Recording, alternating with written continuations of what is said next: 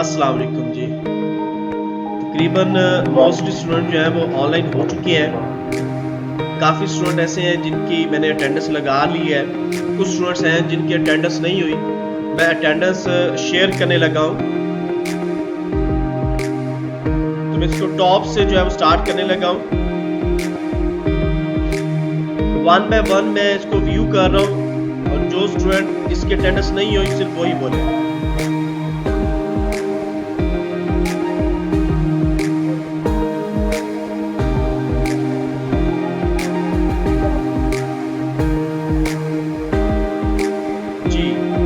और भी ऐसा स्टूडेंट जिसकी अटेंडेंस जो है वो नहीं हुई। इसके बाद जो है मैं अपना लेक्चर जो है वो स्टार्ट करने लगा हूँ। ओके जी, अब हम लोग अपना लेक्चर जो है वो स्टार्ट करते हैं। आज का जो हमारा टॉपिक है वो बेसिकली कंप्यूटर की इन्वायरमेंट्स और उसके मोड्स के ऊपर है कि कौन कौन से कंप्यूटर के इन्वायरमेंट हैं और कौन कौन से मोड जो हैं वो इस वक्त सिस्टम आपके जो ऑपरेटिंग सिस्टम के हैं वो मौजूद है। स्टार्ट करते हैं हम इसको। सबसे पहले जो मैं बात करने जा रहा हूँ वो कंप्यूटिंग इन्वायरमेंट्स की बात करने जा रहा हूँ। हमारे पास 3-4 डिफरेंट तरह के कंप्यूटर्स के इन्वायरमेंट्स हैं, जिसमें सबसे पहले है traditional computing. Edge computing nature the lines separately many of the traditional computing environments are blurring.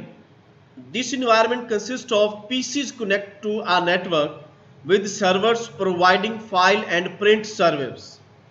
Terminals attached to the mainframe were present at many companies as well, with even favor remote access and portability options. वो कहता है कि जी traditionally computing के अंदर क्या होता है कि हम लोग नॉर्मली तौर पे पीसीज को नेटवर्क के साथ जो है वो कनेक्ट कर देते हैं और उसके ऊपर हम लोग अपना प्रिंटर जो है प्रिंटिंग की शेयरिंग कर लेते हैं और साथ में ही हम लोग जो है वो अपने कंप्यूटर्स की एक्सेस जो है वो एक दूसरे कंप्यूटर्स को देते हैं। इनको हम लोग बाज़ औक़ात खास करके वो कंप्यूटर जो आपके मेन फ्रेम के साथ अटैच है या सुपर कंप्यूटर के साथ अटैच है, इनको हम लोग टर्मिनल्स बोलते हैं या नोड्स बोलते हैं। इन कंप्यूटर का काम ये होता है कि इनमें सीपीयू हमारे पास नहीं होता, हमारे पास जस्ट कीबोर्ड और उसके बाद हमारे पास जस्ट जो है मॉनिटर होता है, माउस होता है, और उसी की मदद के तहत हम लोग मेन फ्रेम या सुपर कंप्यूटर के ऊपर वर्क कर रहे होते हैं और इसीलिए हम इनको नोड्स या टर्मिनल बोलते हैं। The current trend is providing more ways to access these computing environments. Web technologies are stretch the boundaries of traditional computing. वो कहता है कि इन्हीं चीज़ों को देखते हुए कंप्यूटर की जो एक्सेस है, कंप्यूटर जो इन्वायरमेंट है, ये बहुत ज़्यादा होता जा रहा है, जिसमें वेब टेक्नोलॉजीज आजकल बहुत ज़्यादा फैली जा रही हैं और ट्रेडिशनल कंप्यूटिंग जो है वो अपनी इन बाउंड्रीज को अच्छी तरह से जानते हैं। कंपनीज जो है वो पोर्टल जो है वो एस्टैब्लिश करते जा रहे हैं, जैसे आपका हजवेरी का पोर्टल है। इसी तरह मुख्तलिफ यूनिवर्सिटीज़ ने अपने अपने पोर्टल्स बनाए हुए हैं जहाँ पे आप लोग के लेक्चर जो है वो अपलोडेड होते हैं या टीचर जो है वो बैठ के लेक्चर देता है और पोर्टल के ऊपर ही आप लोग की अटेंडेंस, पोर्टल के ऊपर ही आप लोगों की, तो इस तरह की जो वर्किंग है ये सारी आपकी ट्रेडिशनली कंप्यूटिंग कहलाती है। यानी अब आप एक क्लिक के ऊपर बैठ के अपने लेक्चर्स को व्यू कर सकते हो, अपने मटेरियल को डाउनलोड कर सकते हो और भी जो कंप्यूटर के मुतल्लिका चीज़ें हैं या अपनी एजुकेशन के मुतल्लिका जो आपको मटेरियल है वो आप ले सकते हो। कंपनीज अच्छा networks computer are essentially terminal that understand web based computing. वो कहता है कि जो ट्रेडिशनल कंप्यूटर है, क्योंकि अब हमारा कंप्यूटर जो है वो each and every time mostly time हम लोग नेट के साथ कनेक्ट करते हैं, तो इसलिए वो भी ट्रेडिशनली एक ट्रेडिशन बन चुका है। Handheld computers can synchronise the with PC to allow very portable use of company information. बहुत ज्यादा कंपनी इंफॉर्मेशन को कंट्रोल करने के लिए, सिंक्रोनाइज करने के लिए इन कंप्यूटर्स को इस्तेमाल किया। हैंडल्ड कंप्यूटर में आपका PDA can also connect to wireless network to use the company web portal. यानी कि अब आप लोग के पास पीडीए आ चुके हैं आप लोग के पास, इसके अलावा टैब्स आ चुकी हैं कि आप डायरेक्टली कंपनी के साथ जो है वो कनेक्ट होते हैं और उनका डाटा जो है वो डायरेक्टली जो है वो एक्सेस कर रहे होते हैं। नंबर 2 है जी क्लाइंट सर्वर कंप्यूटर, यानी कि नेटवर्क इन्वायरमेंट। अब एक ऐसा इन्वायरमेंट आ गया जिसके अंदर आपके पास एक नेटवर्क है और आप उस नेटवर्क के अंदर प्रॉपर तरीके से जो है वो काम कर रहे हो।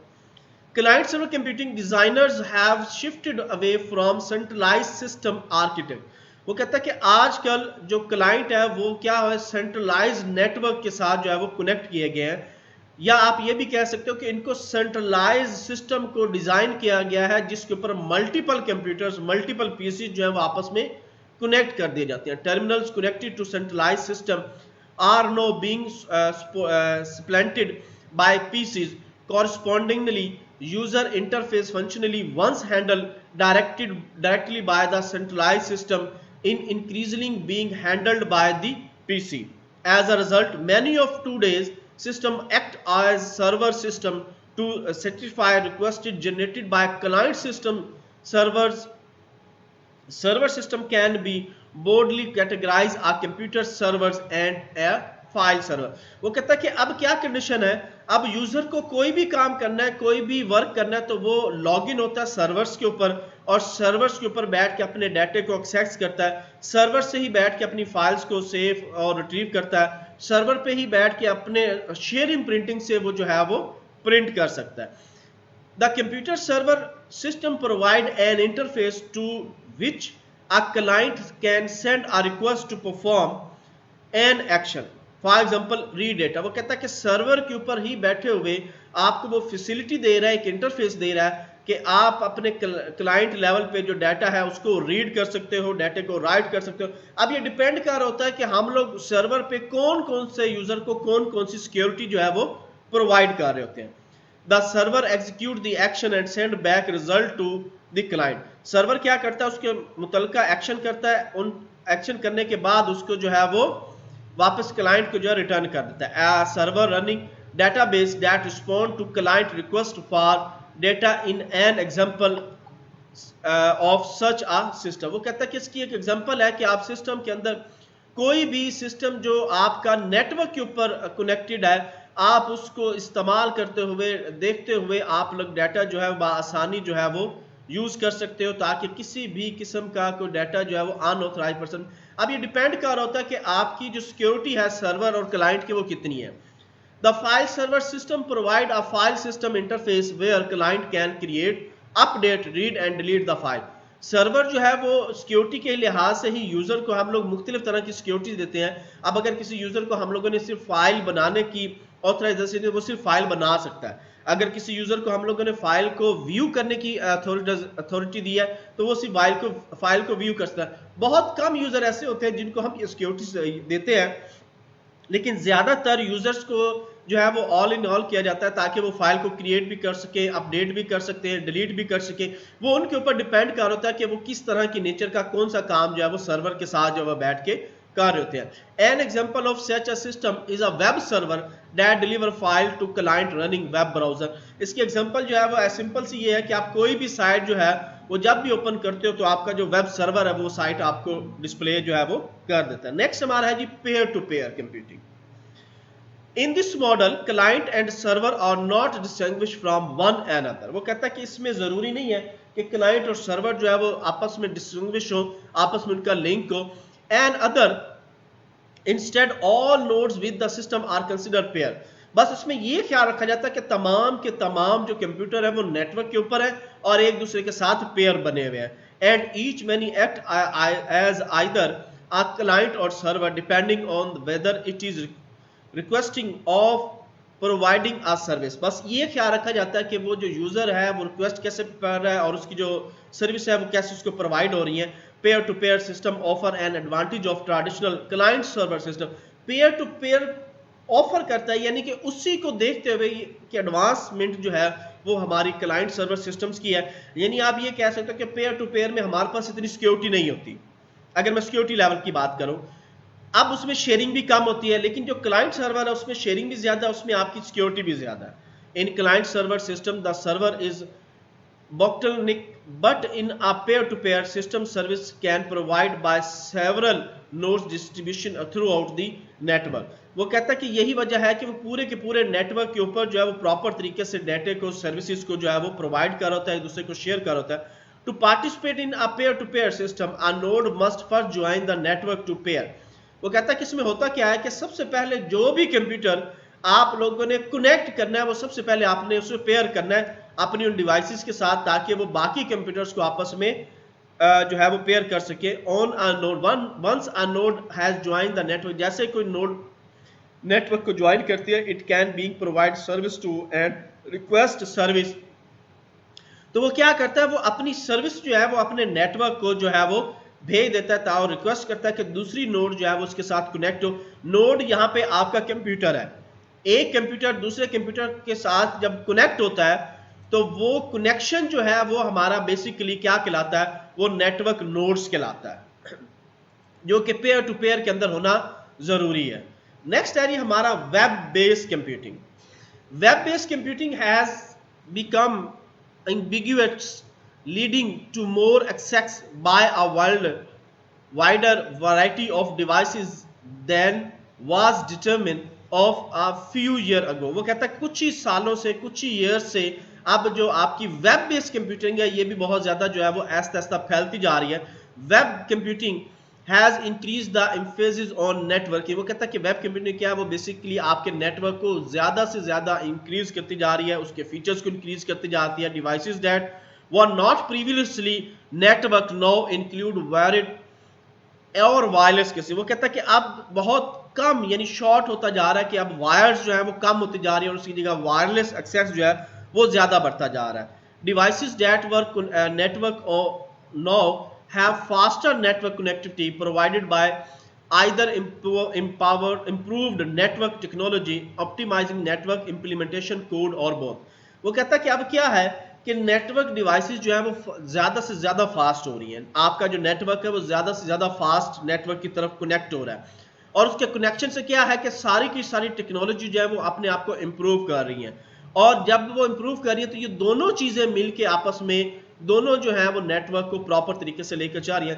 The implementation of web based computing has given rise to new category of the devices, और यही वजह है कि न्यू से न्यू टेक्नोलॉजी जो है उसकी डिवाइसेस जो है वो मार्केट में आ रही हैं और उससे आपका कंप्यूटर जो है वो आपस में कनेक्ट हो रहा है। सच एज लोड बैलेंसिंग की डिवाइसेस हैं which distribute network connection among a pool of similar servers. वो कहता है कि नोड बैलेंसिंग की एक डिवाइस होती है जो क्या करती है, आपके डेटे को, आपके नेटवर्क की स्पीड को प्रॉपर तरीके से जो है वो बैलेंस रख के जो है वो तमाम यूजर को जो है वो शेयर कर रही होती है। Operating system like window 95 which act as web client have involve into Linux और विंडो एक्सपी। वो कहता है कि अगर मैं एग्जांपल लूं कि विंडो 95 थी, विंडो 95 सिर्फ इन्वॉल्व हो सकती है लाइनक्स तक या विंडो एक्सपी तक, which can act as a web server क्योंकि ये बन सकते हैं एज वेल एज क्लाइंट, और क्लाइंट भी बन सकते हैं। Generally the web has increase the complexity of the devices because their user require them to be web enabled। वो कहता है कि अगर इस तरह की सिस्टम की हम बात करें जैसे Linux है, विंडो XP है, विंडो 2000 है, विंडो 98 है, विंडो 95 है, ये एज ए क्लाइंट तो बन सकते हैं आपके वेब बेस्ड कंप्यूटिंग के ऊपर, लेकिन एक प्रॉपर जो सर्वर्स वाला वर्क है वो ये सिस्टम जो है वो नहीं कर सकते। यहां तक किसी स्टूडेंट का कोई क्वेश्चन है तो वो भी पूछ सकते हैं। क्लियर है जी सबको? हमने 4 डिफरेंट कैटेगरी पढ़ी जिसमें peer to peer, network based और वेब बेस्ड और ट्रेडिशनल बेस्ड कंप्यूटिंग हम लोगों ने देखी है। अब हम लोग ओपन सोर्स ऑपरेटिंग सिस्टम जो है उनको देख रहे हैं। जी कौन सी? Cloud computing.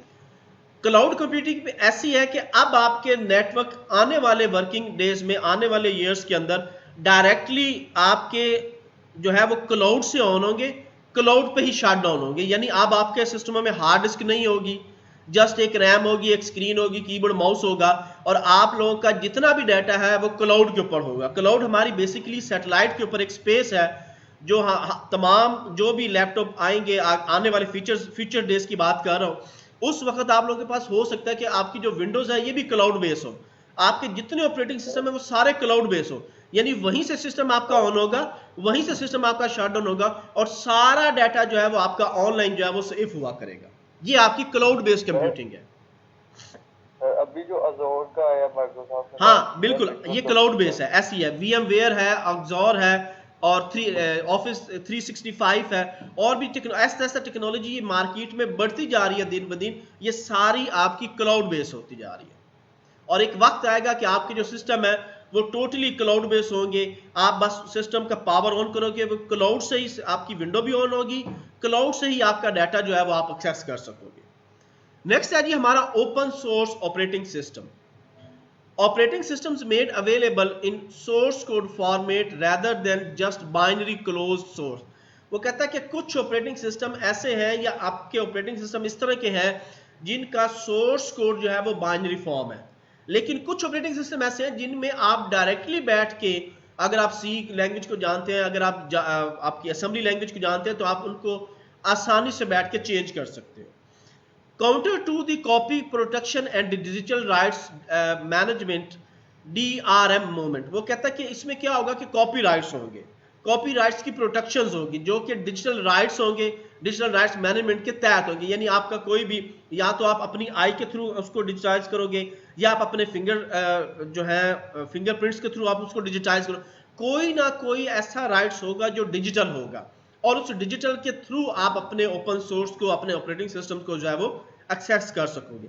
Started by free software foundation FSF which has copyleft GNU public license GLP।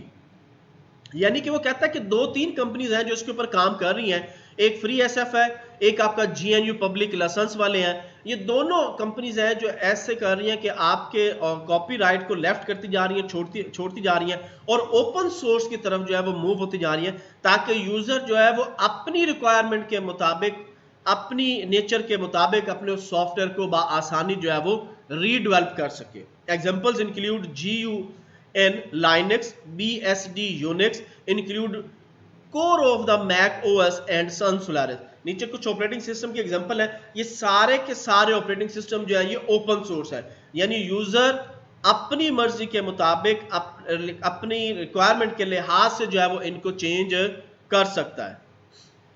Mode of operating system, अब हमारे पास है जी मोड, कि कौन कौन सा मोड है जो आप इस्तेमाल करते हो ऑपरेटिंग सिस्टम को यूज करने के लिए। तो 2 स्टैंडर्ड मोड है, एक हमारे पास CLI मोड है, दूसरा हमारे पास जो है वो GUI मोड है। CLI mode command line interface, और GUI mode graphical user interface. पहले हम डिस्कस कर रहे हैं CLI को। CLI और command interpreter allow direct command entry, sometimes implemented in kernel, sometimes by system program। वो कहता है कि कमांड लाइन इंटरफेस में क्या होता है कि हम लोग डायरेक्टली कमांड जो है वो अपनी कमांड लाइन के ऊपर लिख देते हैं। बाज का तो आप कर्नल पे लिख देते हो, बाज का तो आप किसी सिस्टम प्रोग्राम पे लिख देते हो, बाज का तो वो आप लोग डायरेक्टली सिस्टम के ऊपर कमांड शेल के ऊपर जाके लिखते हो। Some time multiple flavour implemented shell, बाज का तो आप लोग शेल जिसको हम डॉस शेल को बोलते हैं या CMD कमांड बोलते हैं, आप उसको भी इस्तेमाल करते हो। Primarily fetches a command from user and executed, user क्या करता है प्राइमरीली कि वो कमांडें वहां पे लिखता है, और उसके बाद जो है वो एग्जीक्यूट होती है, और जो भी उस पे एक्शन होता है वो परफॉर्म होता है। Some time command built in, some time just name of the program if the latter adding new feature doesn't require shell modification. वो कहता है कि बात करती होता है कि बिल्ट इन कमांड होती है, जैसे आपकी कॉपी कॉन है, एडिट है, डेल ट्री है, फॉर्मेट है, आपकी डीबग कमांड है। ये कुछ कमांड ऐसी हैं जिनको हमें खुद से एक्शन दिलवाना पड़ता है। डायरेक्टरी है, फिर उसके स्विचेस है, इसी तरह आपकी CH है, इसी तरह आपकी CM है, यानी चेंज डायरेक्टरी मेक डायरेक्टरी है, या कोई भी डिफरेंट कमांड्स है, प्रॉम्प्ट की कमांड है। आप कोई भी कमांड को इस्तेमाल करते हुए CLI पे अपना काम कर सकते हो। यहाँ पे मैंने कुछ मोड्स एग्जांपल जो वो है वो डिस्प्ले किए। यहाँ पे आप सबसे पहले जो आप एग्जांपल दे रहे हो ये आपकी डॉस मोड की है, जिसके अंदर एक आपको पता चल रहा है कि कौन सी फाइल के ऊपर क्या क्या जो है वो सिक्योरिटी जो है वो लगी हुई है। यहाँ पे आपको लाइनक्स का इंटरफेस नजर आ रहा है, ये आपको लैन OS का इंटरफेस नजर आ रहा है, ये आपको जो है ये भी लैन OS का ही इंटरफेस है। तो ये डिफरेंट तरह के इंटरफेसेस हैं जिनको हम लोग CLI लेवल पे बैठ के अपनी कमांड्स को जो है वो अप्लाई करते हैं। अब यहाँ पे अगर आप हैश साइन दे रहे हो, इट मींस कि ये लाइनक्स में भी इस्तेमाल हो सकता है, ये यूनिक्स में भी इस्तेमाल हो सकता है। अगर मैं ये गौर से यहाँ पे देखूँ, ये प्रॉम्प्ट यहाँ पे कमांड दिए तो ये यूनिक्स लेवल का है, ठीक है। इसी तरह नेक्स्ट है हमारा GUI mode, user friendly desktop metaphor interface. इसमें क्या है कि यूजर फ्रेंडली है, आपके पास आइकन है, आपके पास माउस की मदद से आप लोग कमांड्स के ऊपर क्लिक करते हो और वो एक्शन परफॉर्म करती है। Usually mouse, keyboard and monitor, icon represent files, program and actions, various mouse button over objects in the interface causes various action, provide information, options, execute functions, open directory known as folder। वो कहता है कि आप लोग इसके ऊपर कोई भी एक्शन परफॉर्म कर सकते हो। आप राइट क्लिक करो, न्यू फाइल बना सकते हो, न्यू फोल्डर बना सकते हो, और उन फोल्डर को ही डायरेक्टरी कहते हैं। अब आप उनको ओपन कर सकते हो, उनमें फाइलें सेव कर सकते हो। इसी तरह इन्वेंट एट एक्सॉर पार्क, ये भी एक जो है वो GUI है। Many systems known include both CLI and GUI interface. कुछ ऑपरेटिंग सिस्टम ऐसे हैं जो CLI और GUI दोनों को लेकर चल रहे होते हैं, जिसमें सबसे बड़ी एग्जांपल आपके लाइनक्स की है। लाइनक्स के अंदर हम दोनों ऑपरेटिंग सिस्टम जो है वो लेकर चल रहे होते हैं। इसी तरह आपके विंडोज के अंदर आप GUI मोड को भी इस्तेमाल कर रहे होते हो, आप CLI मोड को भी इस्तेमाल कर रहे होते हो। इस तरह मैक OS के अंदर, एक्वा के अंदर आप डायरेक्टली जो है वो GUI इस्तेमाल करते हो, और यूनिक्स के अंदर आप डायरेक्टली कमांड शेल या प्रॉम्प्ट शेल या कर्नल को जो है वो डायरेक्टली इस्तेमाल करते हो। Solaris is a CLI with optional GUI interface. क्यों? सोलारिस जो है वो CLI मोड भी है और आपका GUI मोड भी है। आगे चल के मैंने इन चारों ऑपरेटिंग सिस्टम के जो इंटरफेसेस है वो आपको दिखाएं। ये देखिए, आपका विंडो है, ये आपका GUI मोड है। लाइनक्स इस वक्त GUI मोड में है, मैक OS इस वक्त GUI मोड में है, सन सोलारिस इस वक्त GUI। यहाँ पे अगर आप गौर से देखें तो इसका भी डॉस प्रॉम्प्ट आपको नजर आ रहा है। इस पर अगर आप राइट क्लिक करके विंडो के ऊपर आप जाते हो तो भी आप कमांड प्रॉम्प्ट पे कर सकते हो। आप लाइनक्स में भी राइट क्लिक करके न्यू टर्मिनल पे जाके तो आप यहाँ पे ये टर्मिनल इसका बना हुआ है। यानी आप इन चारों ऑपरेटिंग सिस्टम के ऊपर आप डॉस मोड पे भी काम कर सकते हो, यानी कमांड शेल के ऊपर आप लोग GUI में भी काम कर सकते हो। जिसमें यूजर को ज्यादा आसानी लगती है, यूजर उसके मुताबिक उस मोड को इस्तेमाल करते हुए जो है वो अपना काम कर सकता है। यहां तक किसी स्टूडेंट का कोई क्वेश्चन है तो वो पूछ सकता है।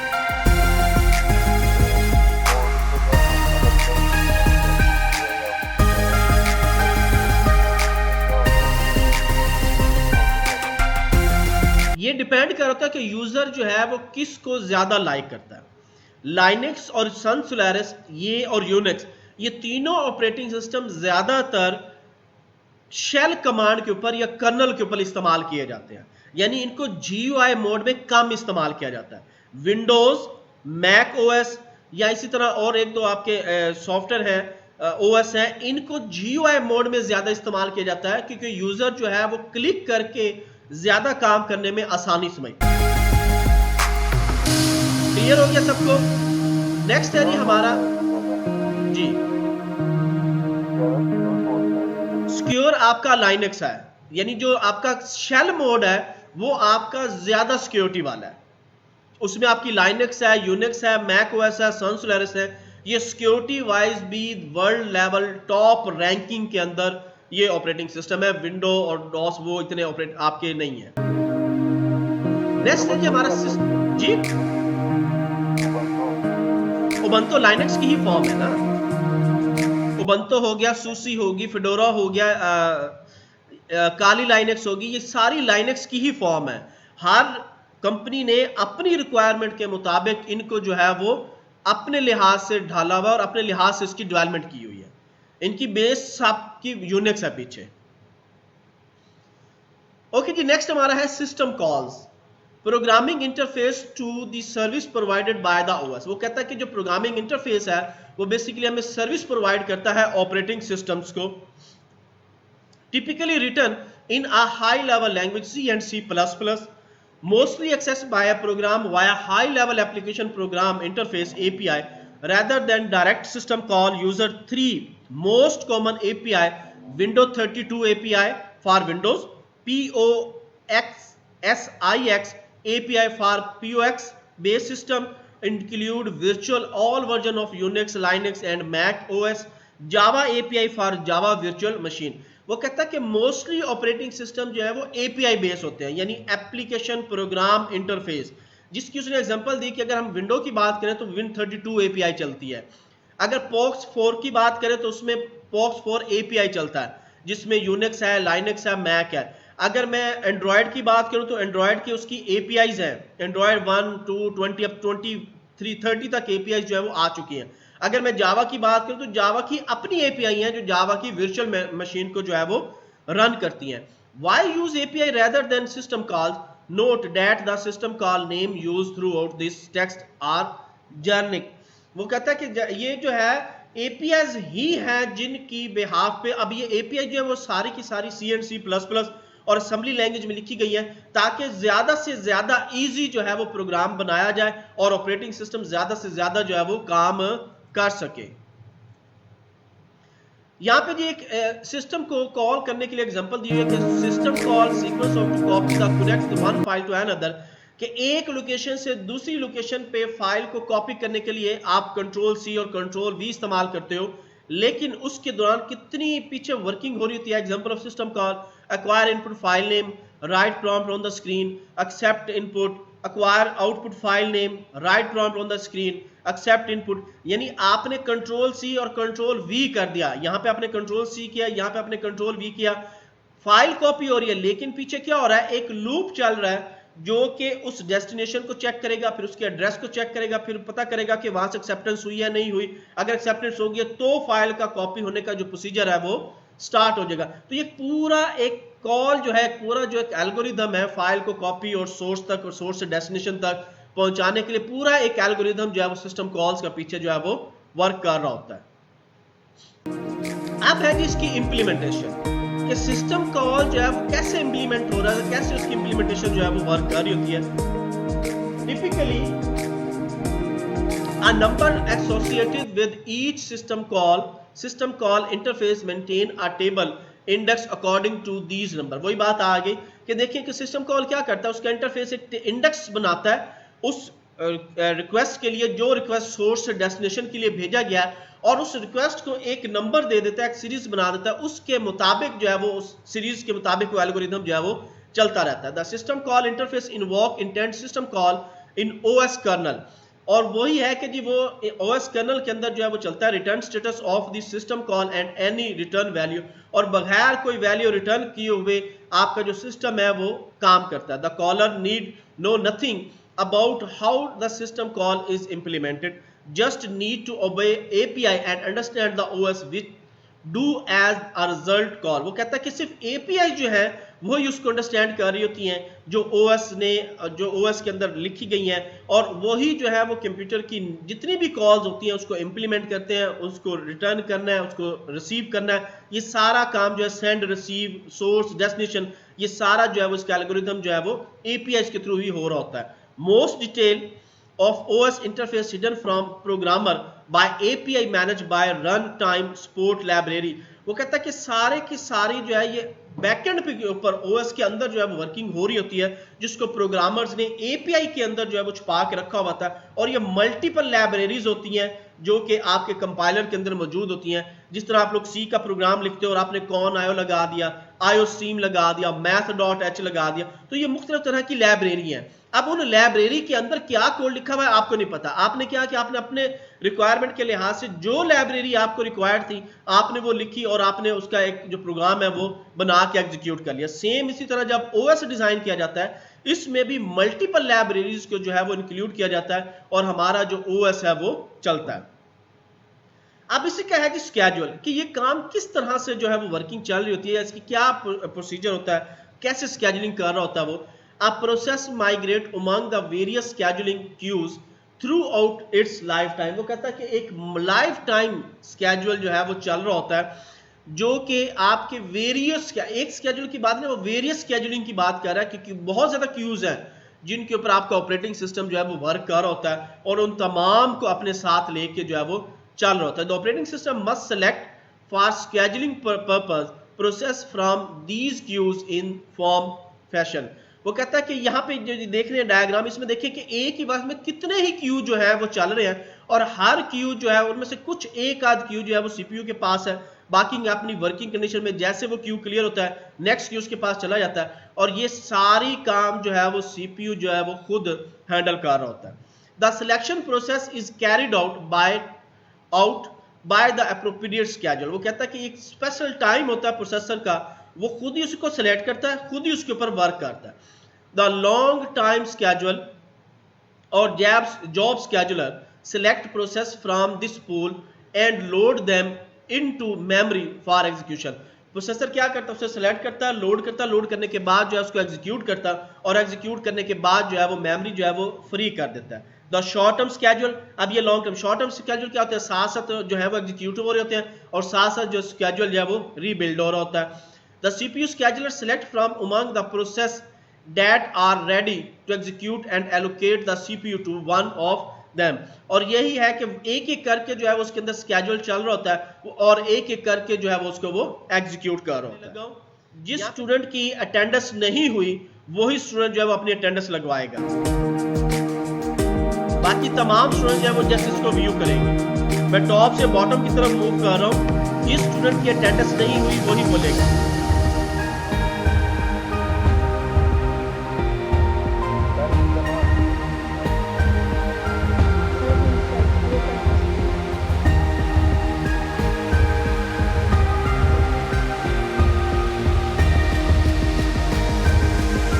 अब मैं अटेंडेंस क्लोज करने लगा हूं।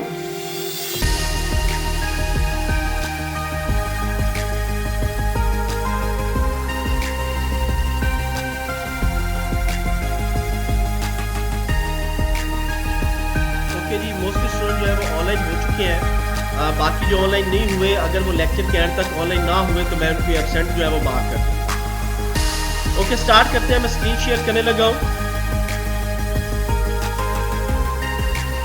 सबको नजर आ रही है स्क्रीन? ओके, नेक्स्ट है जी हमारा ऑपरेशन ऑन प्रोसेस, कि प्रोसेस के ऊपर क्या क्या ऑपरेशन जो है वो हो सकते हैं, या ये हो सकता है कि प्रोसेस जो है वो अपना ऑपरेशन कैसे क्रिएट करता है। अ प्रोसेस में create several new processes via a create process system call. वो कहता है कि जो प्रोसेस है वो क्या करता है, वो सिस्टम कॉल के मुताबिक जो है अपना प्रोसेस जो है वो क्रिएट करता है during the course of execution. जैसे ही उसका जो कोड है, उसकी जो फाइल है वो एग्जीक्यूट होती है। The creating process is called a parent process. वो कहता है जो प्रोसेस क्रिएट हो गया वो बेसिकली हमारा क्या होता है, वो पेरेंट प्रोसेस होता है। And the new process are called the children of the process. और उस प्रोसेसर के बाद जितने भी प्रोसेस क्रिएट होते हैं वो हमारे क्या होते हैं, वो चिल्ड्रन प्रोसेस होते हैं। Each of these new processes may in the turn create other process forming a tree of the process. और इस तरह क्या होता है, एक पूरे का पूरा ट्री जो है वो क्रिएट हो जाता है जिसमें मल्टीपल प्रोसेस होते हैं, और जो सबसे टॉप पे फर्स्ट लेवल पे आपका प्रोसेस जो है क्रिएट हुआ था वो आपका पेरेंट प्रोसेस था। अब जितने प्रोसेस क्रिएट होते जा रहे हैं वो आपके पेरेंट चाइल्ड, मास्टर स्लेव, या आपका रूट एंड ट्री जो है उसका कॉन्सेप्ट जो है वो बनता जाएगा, और इस तरह आपके मल्टीपल प्रोसेस जो है वो एक जगह पे इकट्ठे हो जाएंगे। Most operating system identify process according to unique process identifier और PID which is typically a integer number. वो कहता है कि बहुत सारे प्रोसेस हैं जो कि एक नंबर जनरेट करते हैं जिसे पिड कहा जाता है, प्रोसेस आइडेंटिफायर, और ये इंटीजर फॉर्म में होता है। These processes are responsible for managing memory and fit file system. वो कहता है कि इन प्रोसेस को क्या होता है कि इनका एक फाइल सिस्टम बना दिया जाता है जिसमें ये सारे के सारे प्रोसेस जो है वो प्रॉपर तरीके से फाइल अप कर दिए जाते हैं। The schedule process also create the initial process. वो कहता है जो स्केड्यूल प्रोसेस होता है वो क्या करता है, वो असल में इनिशिएट जो पहला प्रोसेस है उसको वो क्रिएट करता है, which serve the root parent process of all user process. और वो क्या होता है, वो बेसिकली उसकी मेन जड़ होती है, रूट होता है, पेरेंट होता है, जो कि बाकी तमाम प्रोसेस को लेके जो है वो एग्जीक्यूट कर होता है। When a process create a new process, जैसे ये प्रोसेस नया प्रोसेस क्रिएट करता है, to possibilities exist in the term of execution. दो मेन पॉसिबिलिटी जो है वो एग्जीक्यूशन के दौरान एग्जिस्ट हो सकती है। Number one, the parent continues to execute concurrently with its children. The parent wait until some or all of its children have been terminated. there are two possibilities in term of the address space of a new process. और एक तो क्या है, एक directly process आपके create हो रहे हैं, दूसरा अब उन जो प्रोसेस क्रिएट हो रहा है उन्हीं के साथ उनका एड्रेस भी जो है वो जनरेट हो रहा है. The child process is duplicate of the parent process, it has the same program and data as the parent. होता उसी के पास पेरेंट की तरह ही उसके पास डेटा होता है, लेकिन फर्क ये होता है कि वो उस पेरेंट की डुप्लीकेट होता है और उसके पास कोई ना कोई एड्रेस जो है वो होता है. The child process has a new program loaded into it. और इस तरह चाइल्ड जो है वो अपने अंदर एक नया प्रोग्राम जो है वो लोड कर लेता है. यहाँ पे है जी एक ये प्रोग्राम आप लोगों ने अपनी सी लैंग्वेज के अंदर सी एंड सी प्लस प्लस के अंदर एग्जीक्यूट करके देखना है. इसमें चाइल्ड प्रोसेस और पेरेंट प्रोसेस कैसे वर्क कर रहे होते हैं, कैसे वो क्रिएट हो रहे होते हैं, इसके बारे में आप कंप्लीट एक प्रोग्राम जो मैंने यहाँ पे ये दिया हुआ है, ये आप जब इसकी आउटपुट देखेंगे तो आपको उसमें पेरेंट और चाइल्ड प्रोसेस जो है वो क्रिएट होते हुए नजर आएंगे. आगे इसी तरह मल्टीपल प्रोग्राम्स आएंगे जिनको आप लोगों ने अपने सी, जावा, पर्ल, पाइथन के अंदर जो है वो करके देखना है. यहां तक किसी स्टूडेंट का कोई क्वेश्चन है तो अभी पूछ सकता है.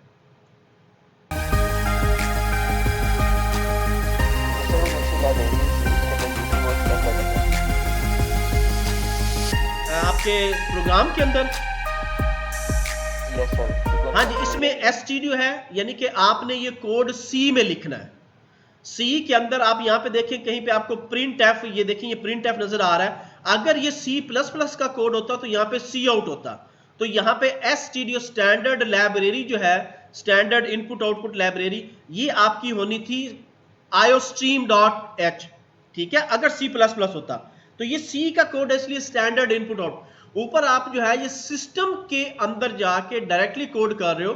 सिस्टम की लाइब्रेरी है जो कि इंक्लूड के अंदर पड़ी हुई है, और उसी के अंदर वहां से एक फाइल एक्सेस हुई है types.h, जिसमें आप अपना प्रोसेस जो है वो क्रिएट होते हुए, प्रोसेस को जो है वो निकलते हुए, दोनों लिहाज से आप देखोगे तो वो आपके सिस्टम के अंदर होगा.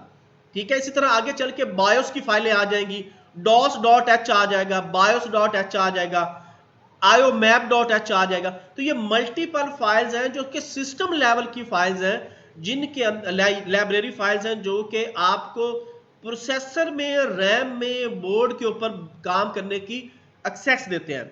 यहां पे जी अनइंस्टॉलेशन, ये आपका यूनिएस स्टैंडर्ड है, यानी कि अनइंस्टॉल स्टैंडर्ड लाइब्रेरी. इसमें तमाम अनइंस्टॉलेशन के इनपुट और आउटपुट के तमाम फंक्शन जो है वो मौजूद होंगे.